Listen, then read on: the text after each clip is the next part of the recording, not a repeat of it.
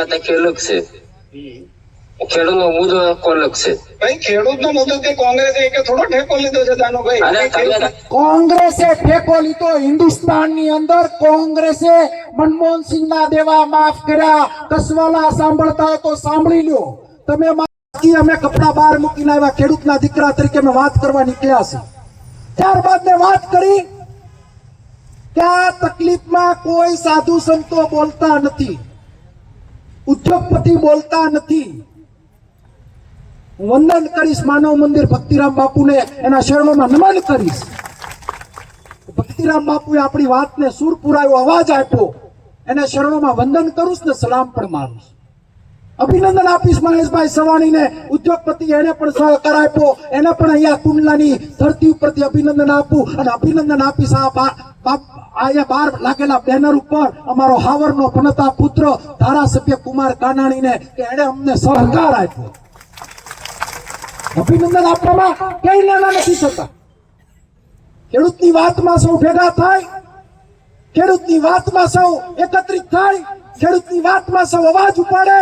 સૌને અભિનંદન એટલે આપવા માટેની વાત કરી. અને મેં કીધું કે ગ્રામ પંચાયતના સરપંચ પાસે દેવા માફીનો લેટર લખાવો, તાલુકા પંચાયતના સભ્ય પાસે લેટર લખાવો, જિલ્લા પંચાયતના સભ્ય પાસે લેટર લખાવો, તમારા ધારાસભ્ય પાસે લેટર લખાવો. આ વાત મેં કરી ત્યાં ચલાલાના પનોતા પુત્ર જેવી કાકડિયાએ પણ એક લેટર લખ્યો, એને પણ આ મંચ ઉપરથી હું અભિનંદન આપું. અભિનંદન. અમરેલી જિલ્લાનો એક જ દીકરો ખેડૂતને ત્યાં ખેતી કરતો હોય, એક જ ધારાસભ્ય લખ્યું. શાર શું કરતા હશે?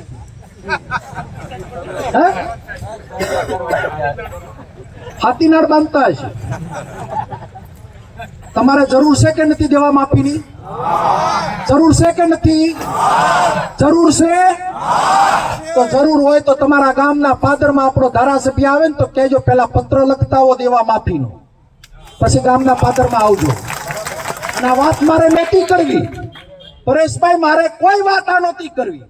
આજે સવારમાં પરેશભાઈ લીલિયાની અંદર લોકો ભેગા થયા, લીલિયામાં ભેગા થયા. હું પહેલેથી કહેતો, હું ધારાસભ્ય લડતો ત્યાંથી કહેતો કે ખેડૂતની વેદના, ખેડૂતની વ્યથા પ્રતાપ દુધા જેટલી કોઈ નહીં સમજી શકે, પણ થોડાક માટે અટકી ગયું. કાંઈ વાંધો નહીં, ખેડૂતનો દીકરો છું, ફરીવાર ખેતર ખેડાય, ફરીવાર એમાં હું સહારાપ નાખીને ફરીવાર બિયારણ વાવી મારી ખેતી પેદા કરે. આજે હું એટલા માટે યાદ અપાવું કે ખેડૂતની વેદના, જે ખેતર ગયો હોય, ખેડૂતની વેદના જેના બાપ ખેતરમાં જતા હોય એને હોય. કારણ કે જે પોતે ઉદ્યોગપતિ તરીકે ધારાસભ્ય બનીને વેદના ના હોય, એ ભાઈએ આજે શું કર્યું? મને એમ હતું કે સુધરી ગયા છે, પણ નથી સુધર્યા. તમને સંભળાવું, હવે તમે જ નિર્ણય લેજો.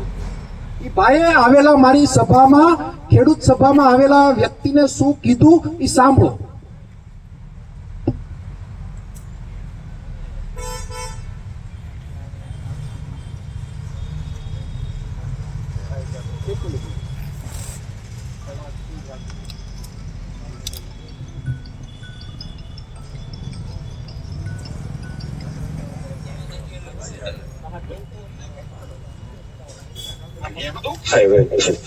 આપણે હારે તમારે કામ કરવાનું મતની વાત આખી અલગ છે. તમને લોકો અમને કઈ તરત, અરે મતની વાત આખી અલગ છે.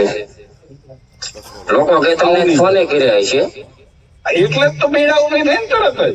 પણ એ કોને ફોન કર્યા એ મને ખબર છે. ના, તમારા ગામ વાળું તો કોઈ છે નહીં મારી પાસે અત્યારે. મતની વાત આખી અલગ છે. બધા કેવું હોય જેમ આવડો મહેશભાઈ, મતની વાત આખી અલગ છે. ખેડૂતનો મુદ્દો આખો અલગ છે. ભાઈ ખેડૂતનો મુદ્દો તે કોંગ્રેસે કે થોડો ઠેકો લીધો છે દાનુભાઈ. કોંગ્રેસે ઠેકો લીધો. હિન્દુસ્તાનની અંદર કોંગ્રેસે મનમોહનસિંહના દેવા માફ કર્યા. કસવાલા સાંભળતા હોય તો સાંભળી લ્યો. તમે મારા માણસને દબાવવાનું પાછું ચાલુ કર્યું. મને એમ હતું કે તમે સુધરી ગયા છો, પણ તમે નહીં સુધરો. અને તમે નંબર કરો કે ને આ ભીતર લઈ ગયો તો ને નીચે લઈને બોલો ને. હા, એવું થોડું હોય કે એને પ્રશ્નો સોલ્વ કરશે દુનિયામાં. તમને કહો અહીં 70 હતા કે નહીં? ત્યાં ખાલી 80 આવે તો એમ વાંધો નથી, પણ એ ખોટું ને. એમ નહીં, ખેડૂત હતું. મને ખેડૂત કીધું મારે જવું જોઈએ, મારે એને ભેગું થવું જરૂરી છે. તો એ લોકો મારી ભેગા આવે. તમારે મારી હારે આવવું જોઈએ, એથી મને ખબર પડે. પણ મેં તમને છોડ્યા પછી હું ગમે ત્યાં રાતે ફોન કરું. તો હવે આવું ના કરતા. એમને તમે માથે જો છે ખોટું છે મહેશભાઈ. મારે તો કેટલા ફોન આવ્યા છે અત્યારે, મારું મગજ ખરાબ કરી નાખે. અમને તમે માથે જો એ ખોટું છે. એટલે મારે નો લીધું. મારે રાજકીય રીતે કઈ લેવા દેવા નથી આમાં. બસ હવે તમે અમે કઈ ત્યાં આવજો અમારી સભામાં. અરે જ્યાં જો અહીંયા આવશું તમે તારા ખેડૂત નું કરજો હું ગમે ત્યાં આવી. ચમચી નો કર ને. પાક્કું હાલો. આ ખેડૂતની સભા છે